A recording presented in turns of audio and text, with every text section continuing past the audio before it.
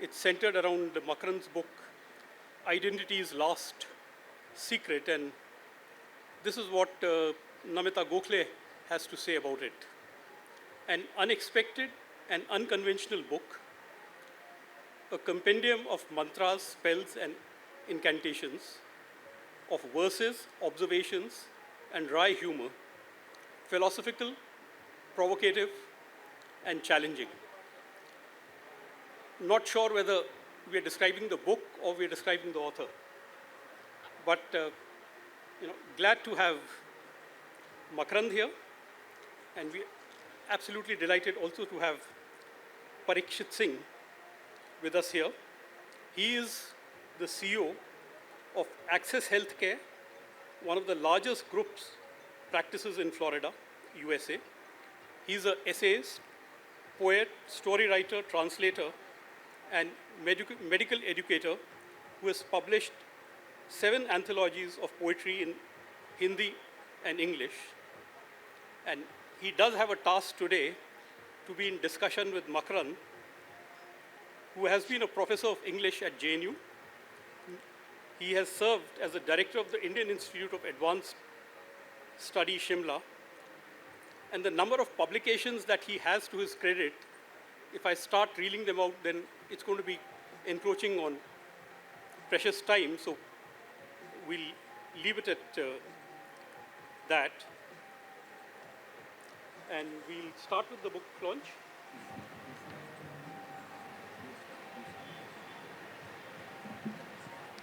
Hello, everyone. Welcome to this occasion of releasing Makarand Paranjape's magnum opus, and I call it the magnum opus because I think it's his best work after having written 52 books and 180 papers and been well published in different genres, including poetry, novels, criticism, and essays. And I think you have even tried some stories in the past. And now he's even writing in Hindi. So Makarand, is it appropriate to call this your magnum opus? That is my first question. What do you feel? Because I feel that it's your magnum opus. Yeah, let's unveil the magnum opus. Okay, let's unveil the magnum opus first. Sir, please. Come, Harsh bhai, 2 of you will unveil it.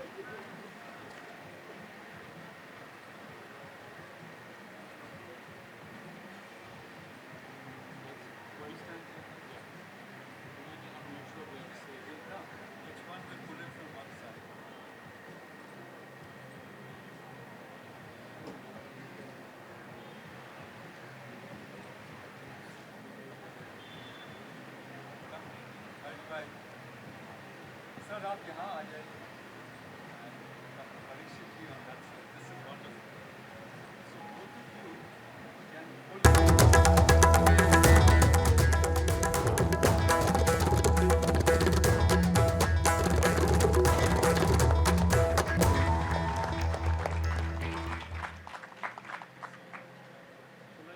Shall we do the other 2 books too? Shall we do the other 2 books? Are they? Yes.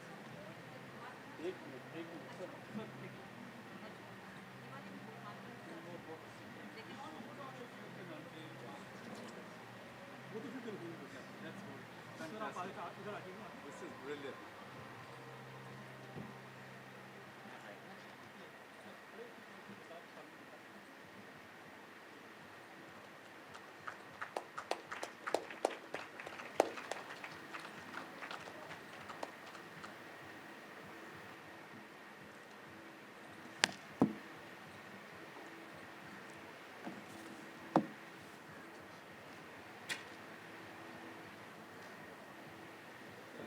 So what we just unveiled also out here was Swam Se Pariche by Parikshit, who's right here, and Anjali Gitari by Ikram Rajasthani. All yours. Thank you. Thank you. Thank you so much. It's wonderful to be here. And I want to thank all of you for being here today for this session. We missed being at the JLF for a couple of years because of COVID. And now the energy is wonderful. I have a special word of thanks for Mr. Singh, Senior, and to Harsh Daheja ji, whose book is going to be launched in the afternoon today, and to all of you. But I wanted to refer back to and I also want to acknowledge Asha Ben Jadeja Motwani and other friends here. She's come all the way from the Palo Alto region. Yes. So wonderful to see you all here. Thank you so much. And Dr. Mrs. Sudha Daheja also. So I want to acknowledge everyone and my friend Ashok Pal Singh, who was in St. Stephen's with me long years ago, and I find him here again. So I want to go back to your first question about the magnum opus. So I don't know if it's a magnum opus, but it is an opus, a work of some kind. And I like the fact that Identity's Last Secret is like Swayam Se Parichay. That's the title of his book. So what is Identity's Last Secret? It's really to find out who you are. And this is a perennial question in world philosophy. Yes. From the beginning of time.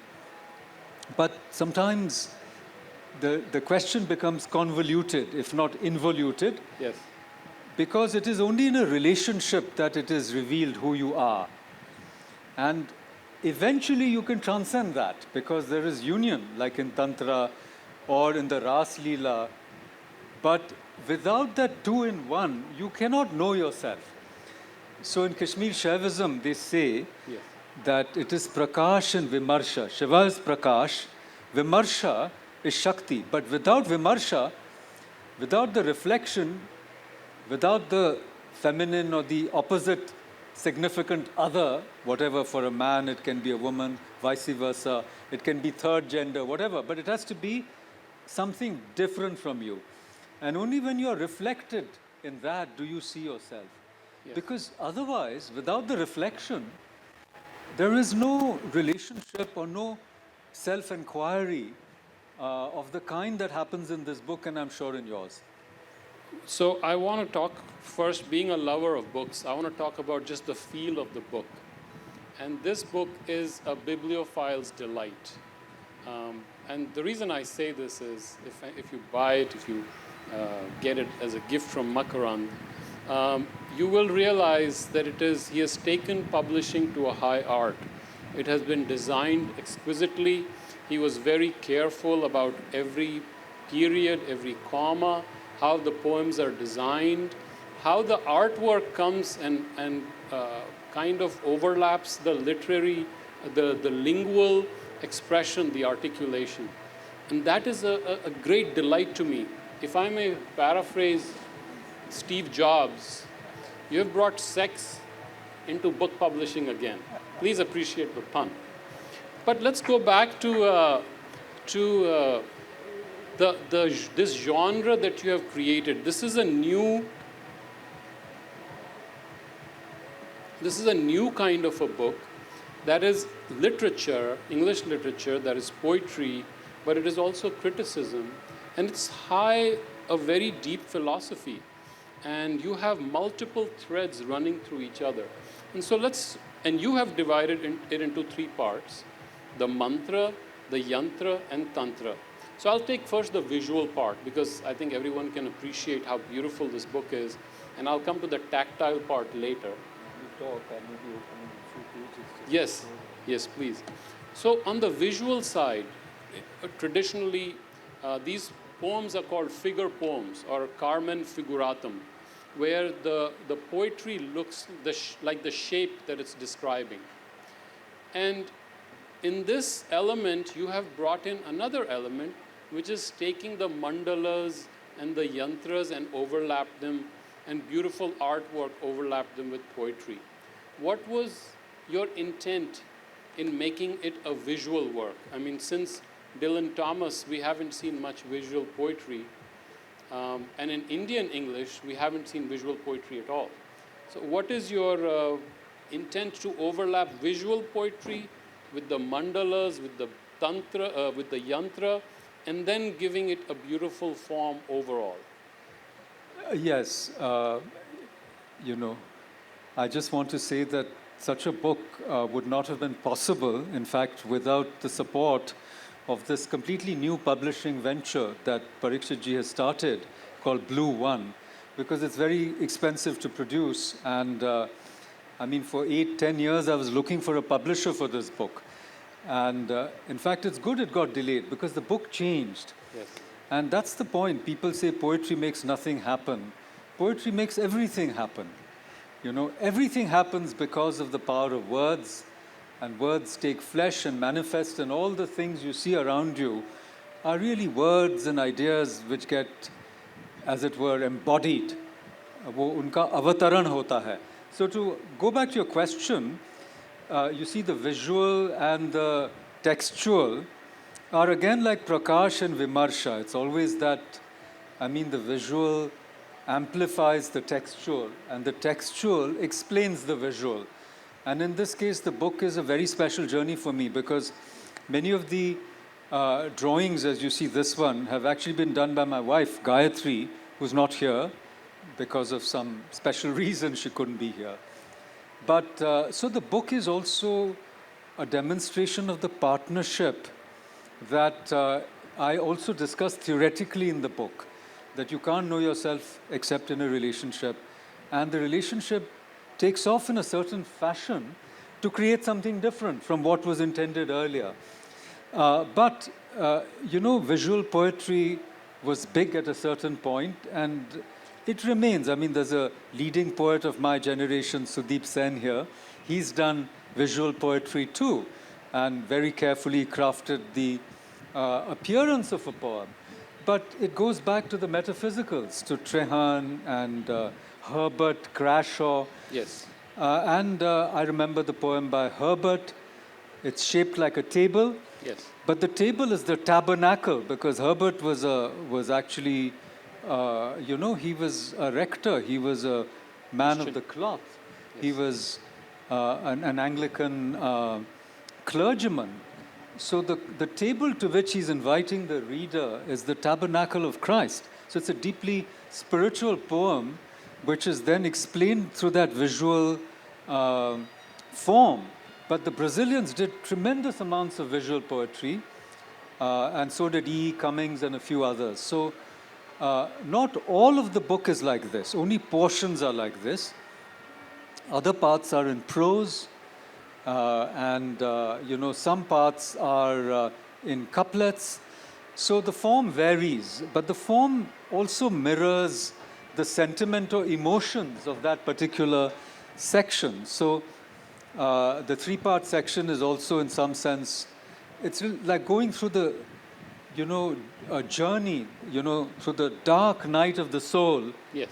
To invoke, you know, Saint John of the Cross, a Christian mystic. I mean, we have it in Meera, and everybody, this is the land of Meera, Rajasthan, yes. And of, you know, many other bards. So I think that wrestle with words is also the wrestle with the soul. Yes. You know, and sometimes it can be very tough out there.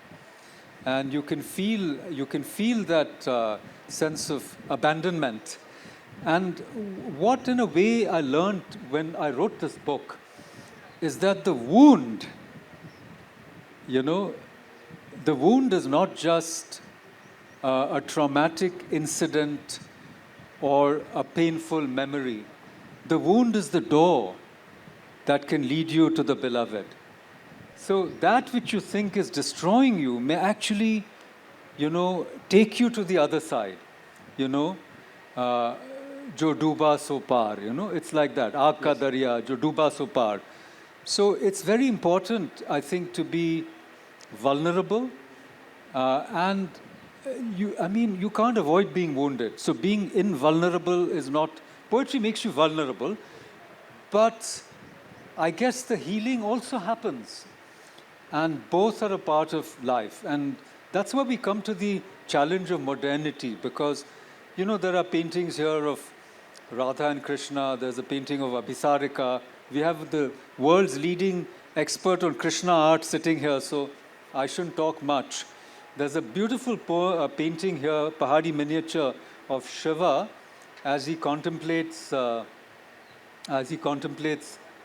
know, his beloved here. And it's such a scene of restful repose. and the Nandi, who is Shiva's mount, and the great tigress or lioness, which is Durga's mount. They're both very peaceful. And if you see the hand on her tummy, it's almost as if they're expecting, we don't know what's going on there.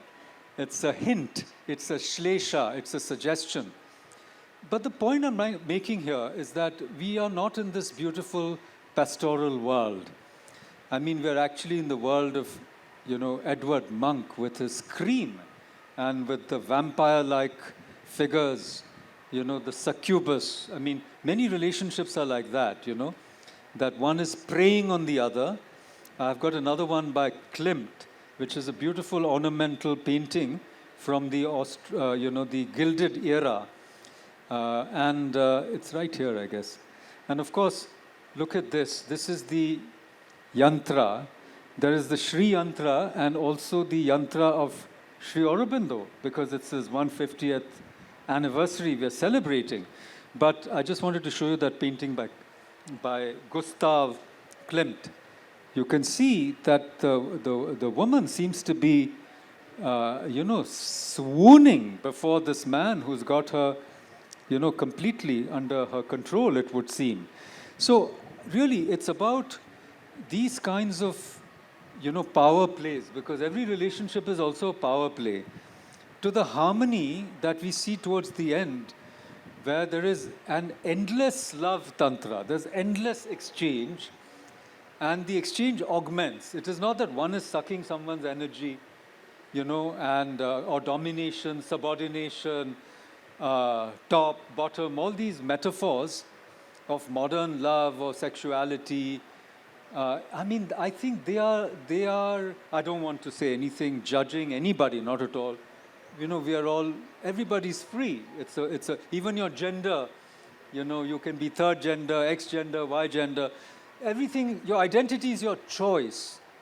Fine. But when you go very deep down, the wholesome interchange between the opposites and the confluence of opposites, day and night, male and female, black and white, yin and yang. The endless contrasting structure of the universe, 1 and 0 in our digital world. Everything is 1 and 0. It's just sequences of 1 and 0. The architecture of the universe is 1 and 0. But somehow in India we felt that we got a hack of it, and we got a hang of it, and we realized that if you harmonize this, your human potential is limitless. We are infinite beings, and we cross to infinity, as it were, through a wormhole, which is the wound. You're hurt deeply, and something happens, and you can transit, and it's a realm of infinite possibilities. It's almost like you cross the road, and you enter JLF, and suddenly it's a world of infinite possibilities, Something like that. Or you can do that in Palo Alto. You're walking on the street, and you just cross over, there's an attic, and there are, 3 people in that room, and they're going to change the world, and nobody knows it. So I do want to point out, and more for the listeners' benefit, this is a very bold, innovative, and creative work, where you have taken a lot of chances, you have experimented, and 1922 was the year when we had 2 very disruptive books that came out in English literature. One was Ulysses by James Joyce, and the other one was Wasteland by T.S. Eliot.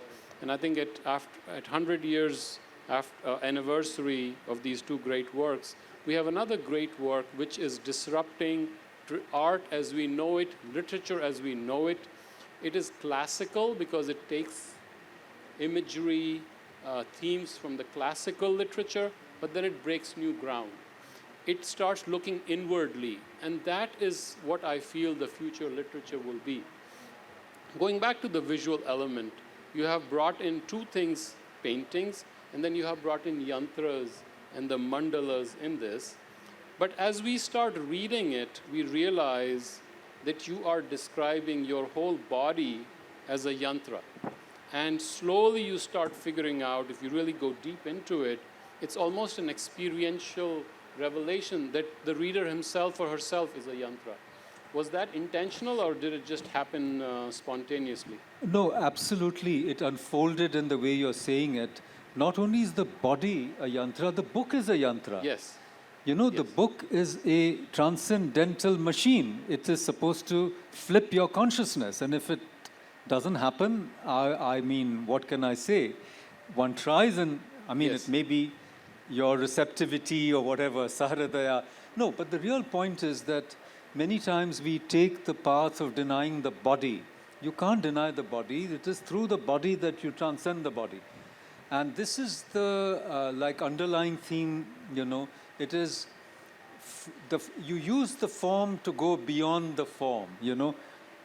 Sanskriti, akriti, vikriti, because the form has to be, wo vikrit ho jata hai. There's so much of corruption. I mean, the world is a terrible place, as we know.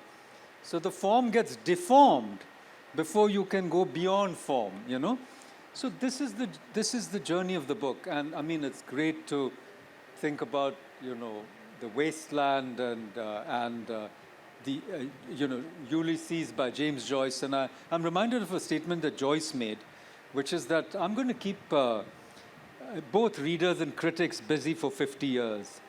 So I mean, if people take this book seriously, it'll keep them busy for a while. It's got so many things that I've put into it. Yes. And it's like a zip file, and it's a teaser. You go in that, you try to decode it.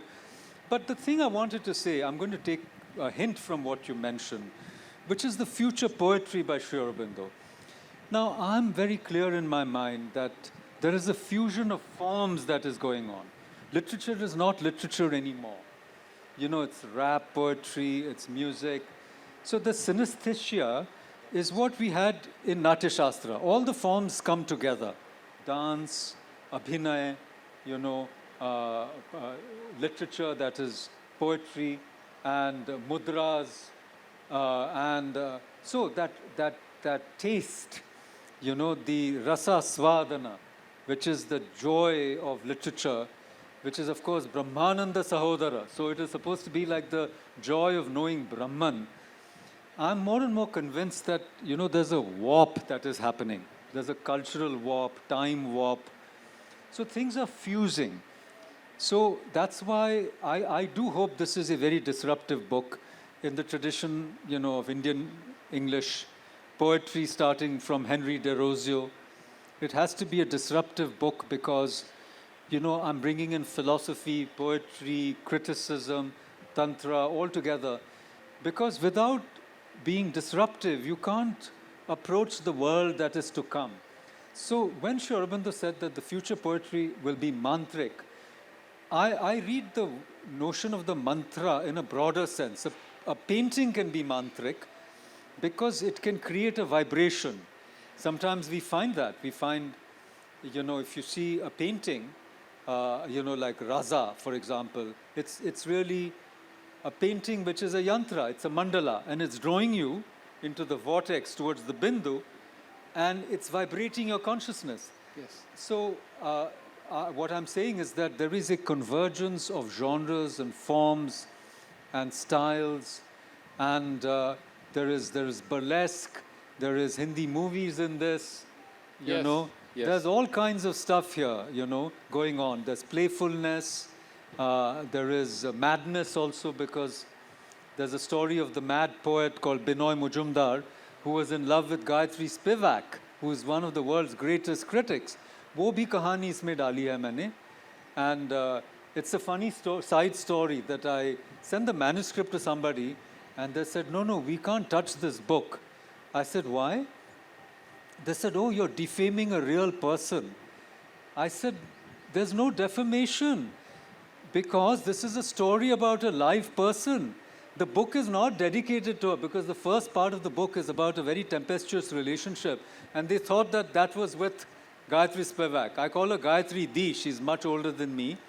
So people don't know how to read also. What I'm trying to say is that they think, and by the way, the book, Binoy's book is dedicated to Gayatri Chakravarti Spivak, okay? And the story is here, what happened to poor Binoy. this book is also dedicated to Gayatri, but it's not that Gayatri. My wife's name is Gayatri, okay? And there's a whole section on Gayatri mantra. So what I'm simply saying is you can be misunderstood so easily. People don't know how to read, you know, and it's both hilarious, but it's scary because...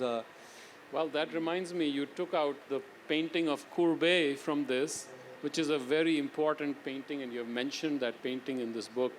And it kind of, it's at one moment it seems the painting was controversial, and you know, it can be checked on the web.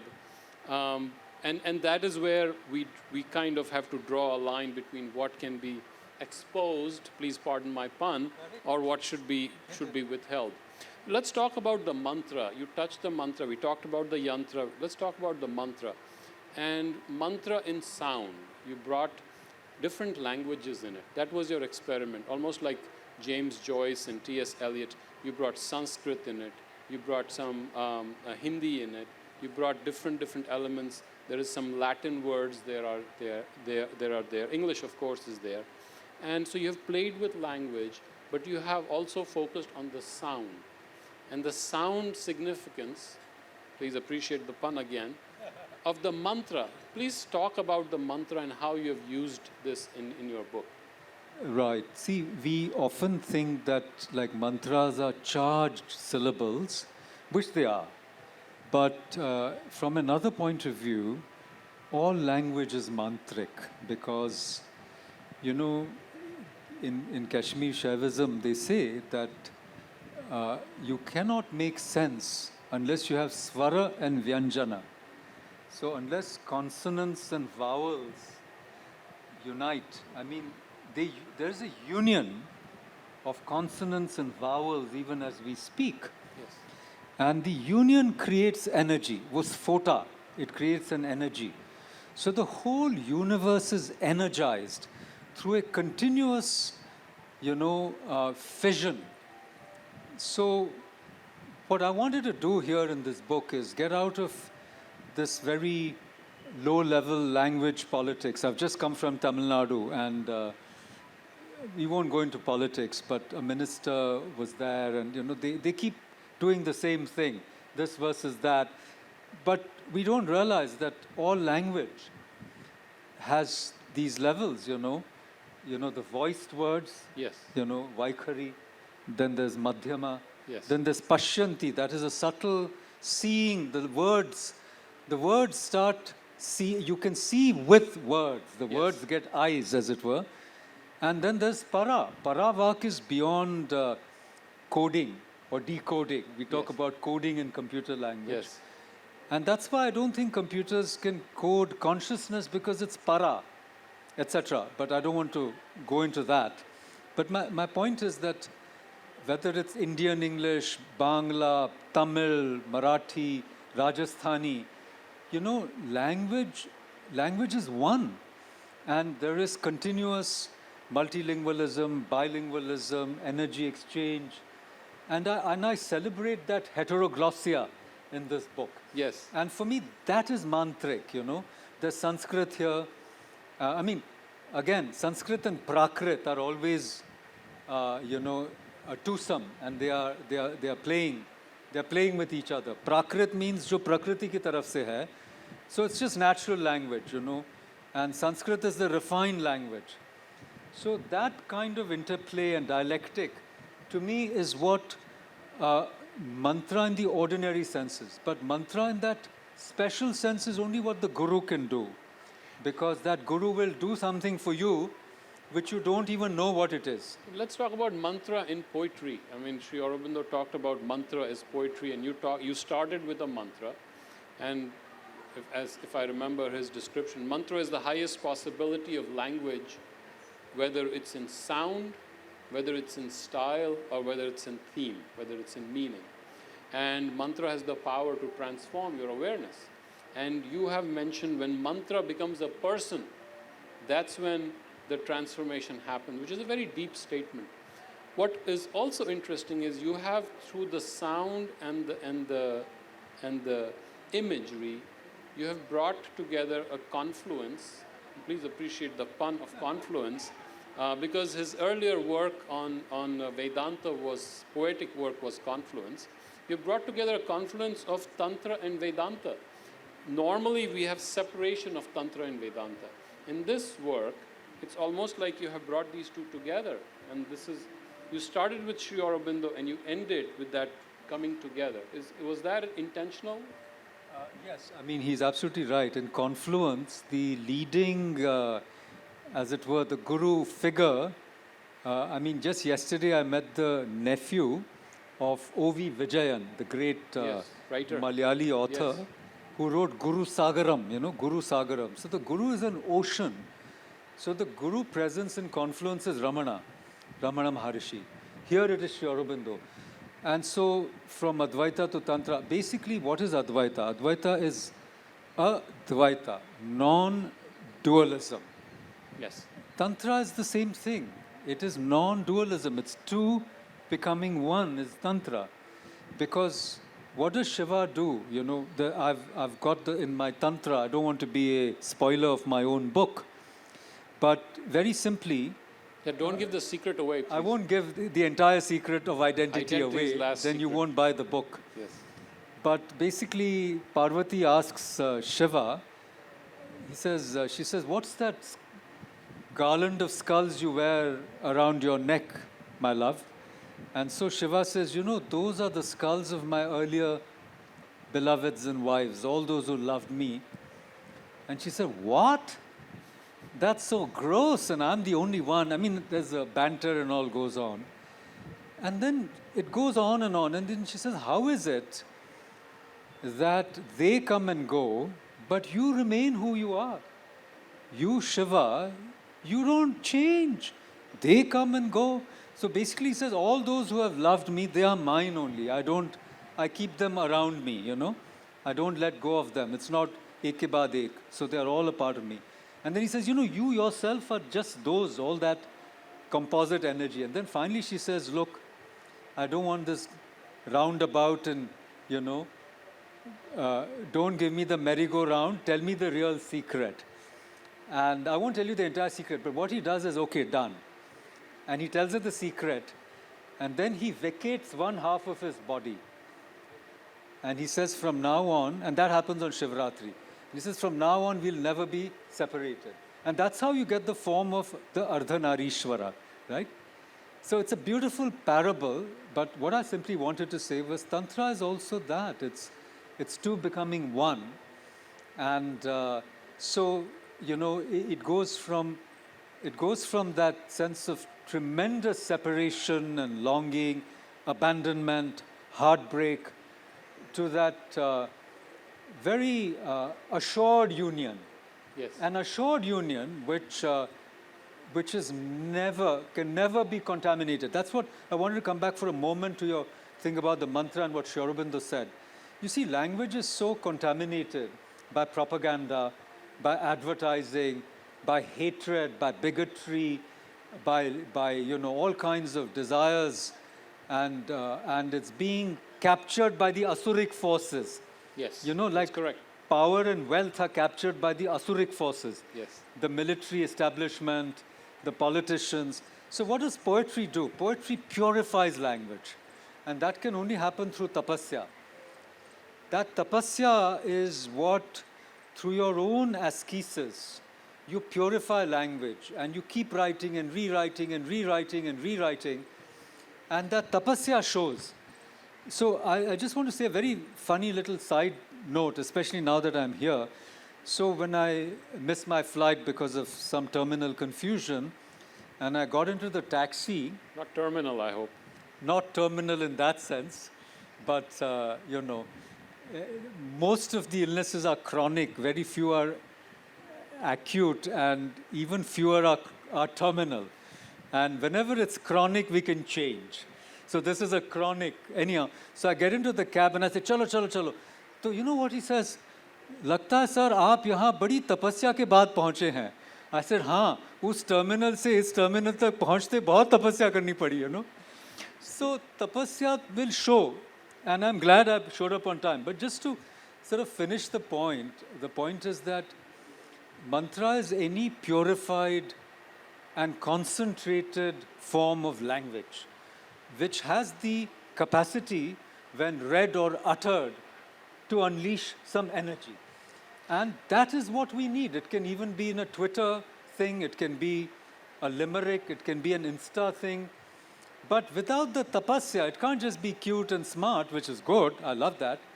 But without that deep inward and going inward and concentrating and drawing everything and then compressing it and then pushing it out in the world with a good intention, the intention being to uplift the consciousness a little bit. Yes. So you've talked about yantra, mantra, and tantra, which is your spiritual journey, and seeing the tantra too as ekam advaitam, which is what Vedanta is. However, you have brought it very subtly here because tantra celebrates the form. Vedanta or Advaita celebrates the formless. And through the form, how can we reach the formless? And that is the journey of tantra. Whereas the Vedanti who sits comes from the formless to the form, how does he bring that? Because he has withdrawn from the world. And you have very subtly, masterfully brought them together in your work. So it's very high philosophy, I must say. We should talk a little bit about, because we have only about 3-4 minutes. Reading, 5 minutes. Yes, let's talk about Indian English poetry and also the translation in this, because this is not just a work of not only original inspiration, but you have taken inspiration from other poets and then made it your own, which is what a translation is. And you have made it part of your whole being. What do you think is the future of Indian English poetry? And please speak up, because I know you're going to walk, on eggshells here, but just Tantra, you're bold. So let's talk about Indian English poetry. Oh, absolutely. I'm not up for tenure. I have nothing to fear or lose now. But, there's a great backlash against English as being the language of the privileged. Yes. But, pardon the pun, my teacher, Braj B. Kachru, he used to say that Angrezi Bharat mein aayi aur us pe humne ek yagnopavit pehna diya. That is, it became twice born.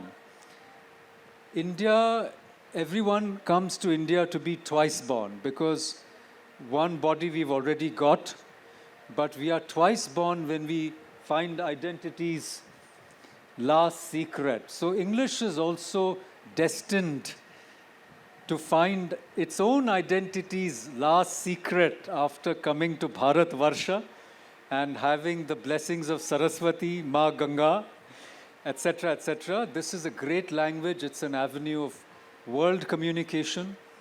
And English has the power, Atma Sat Karana. It's not saying, I don't want you, I don't want you.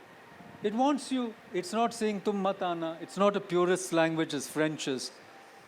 And your translation, bilingualism, multilingualism is an inevitability in India.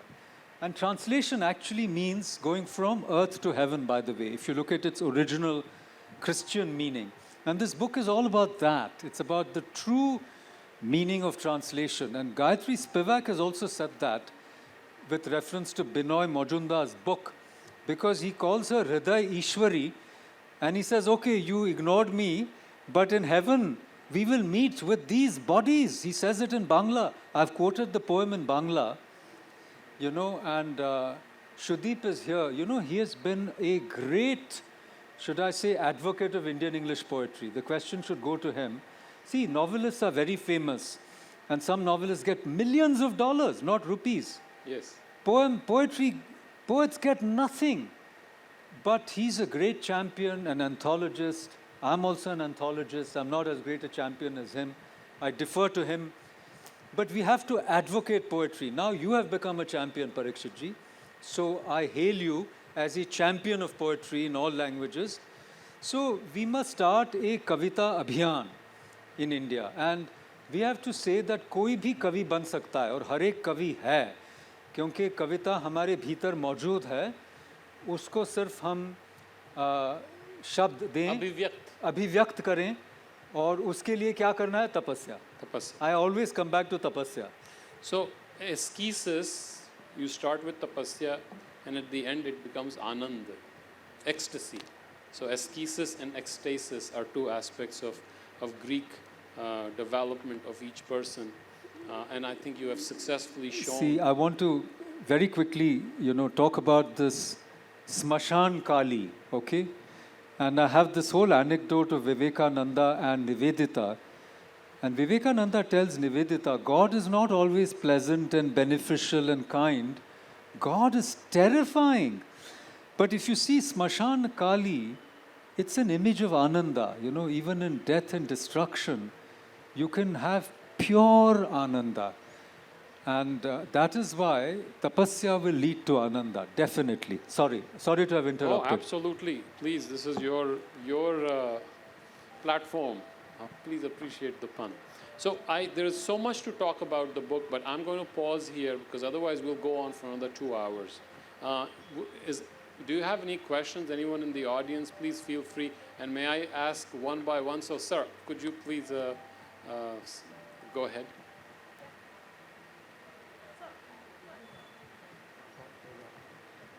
Sir, sir, you are just touching the iceberg because this is a very vast. I think even all your life, if you write, is not going to end because there's a lot of things in that. You are talking about mantra, tantra, and also tapasya. So I always feel that, how Patanjali got the yoga through tapasya only, and all the Maharshis and Prophet Muhammad got his Quran or Bible or whatever. They didn't go to any university to research and all that. So these chakras and all that, I also do Reiki practicing. So you say that the natural energy can enter you and then you can really transform into, and you also talk about form, from the form to formless. And in some scriptures say that the God is like a light. So is that the formless?